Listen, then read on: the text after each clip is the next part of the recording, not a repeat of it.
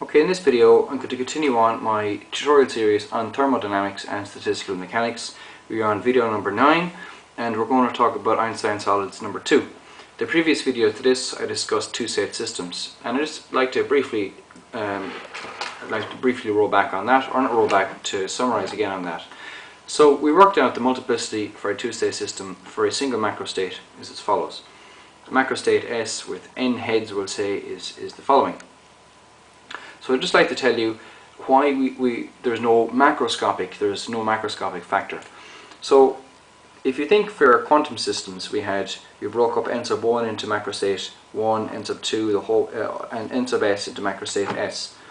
So when we're looking at the multiplicities, we had it split up like this.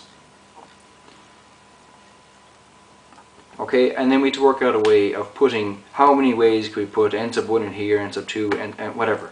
But with the coins, there is only one way to do it, because you either put all the coins in, or you don't even have a macrostate in the first place. So the point is here. So let's say the occupancy of the s macrostate was n, and the occupancy of the rest is 0. Or let's put all the coins in here, because we need all the coins in order to have the state in the first place. So the question, the statement here is that either you choose all the coins or you don't. And there's only one way to choose all the coins.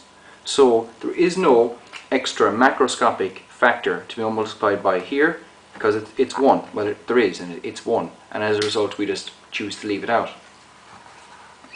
And for the same reason, whereas with our quantum systems, in order to get the total multiplicity, we had to multiply all the systems together. So you might have had this.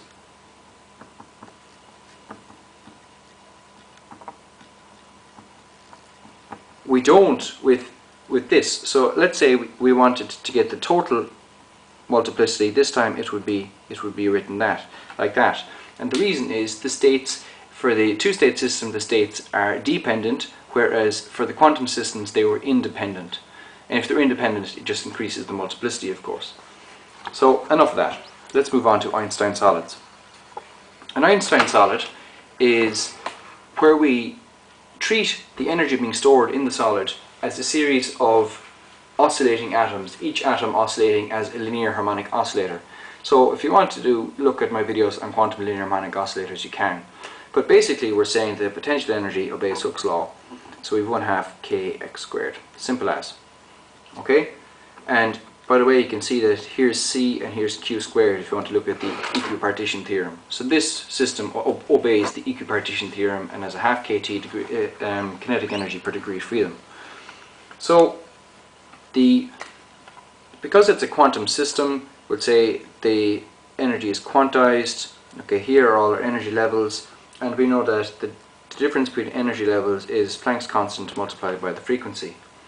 Alright, so the total energy is, we'll say, this quantum multiplied by the number of units of energy, and I'm going to call that U. So from now on we can either analyze the system by looking at the total energy, or by instead of looking at the quanta of energy. It's the same thing, because we go from quanta to total energy by multiplying by this energy factor h nu. So what I'm going to try and do is think about sharing a certain amount of energy between a certain number of harmonic oscillators. So let's say we have 3 harmonic oscillators, A, B and C. I want to share 1 unit of energy. Well, the only way to share 1 unit of energy is as follows. And we see that the multiplicity of 1 unit of energy is equal to 3. If we look at the multiplicity of sharing 2 units of energy among 3 oscillators, then you can do it yourself, but it's 6. The multiplicity of sharing 3 units of energy among 3 oscillators, 3 units of energy among 3 oscillators is equal to 10. Alright? So for the same reason as I said with the coins, to go from choosing n units of energy in a macroscopic way, you either choose all the units of energy or you don't. So the macroscopic multiplicity is equal to 1. Now once you've chosen all the units of energy, the way you need to split up the energy among the individual oscillators. So we need to get the microscopic description. But if you think about it, we have, there's a unit of energy, there's a unit of energy, there's a unit. These are indistinguishable particles.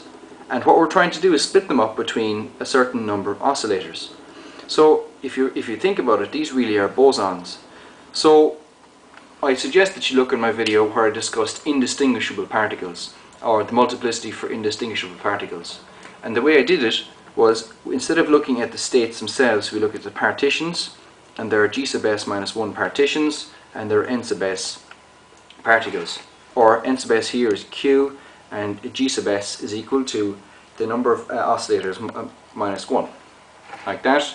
So the multiplicity, for the microscopic multiplicity, is going to be Q plus N minus 1, 3 factorial, divided by Q factorial and N minus 1 factorial, to get the total number of microstates. Then we sum over the microstates, which I won't do now. So this is the multiplicity for a single microstate. Now I'd like to say one more thing, that N factorial is defined as N multiplied by N minus 1 factorial. That means 1 factorial is equal to 1 multiplied by 0 factorial, but that's also equal to 1, therefore 0 factorial is equal to 1. That's something which is useful, I think. So just before I finish, just to sum up again, an Einstein solid is where we describe the energy being held in the system or in the solid as being held by capital N number of harmonic oscillators, linear harmonic oscillators. There's only one microscopic way of partitioning all the energy, so the microscopic description or multiplicity is 1. And then when we look at the, or macroscopic, excuse me, and when we look at the microscopic way, the best way to do it is to treat them as bosons, and we get this is the microscopic description for one of the macro states. So that's all I think I'm going to say about that for the moment. Yeah, that's all I'm going to say about that. I'm going to keep the videos as short as I can. So thanks for watching. Please pass it on to your friends, subscribe to my channel, and if you're in a good mood, you might also click on an ad.